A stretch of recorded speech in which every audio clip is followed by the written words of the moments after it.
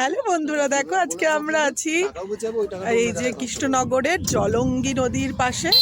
এই জায়গাটার নাম হচ্ছে বাহাদুরপুর। দেখো কি সুন্দর নদীটা, নদীর মাঝখানে দেখো নৌকা চলছে। আর দেখো এইদিকে কি সুন্দর ধান ক্ষেত, এটা একটা রোড।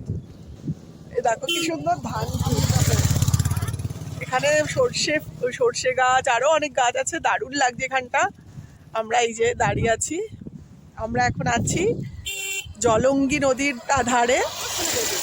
এই জায়গাটার নাম হচ্ছে বাহাদুরপুর।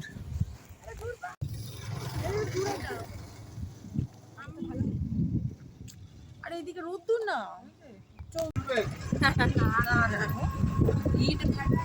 এই যে ইটভাটা, ইটভাটার পাশ দিয়ে যাচ্ছি আমরা।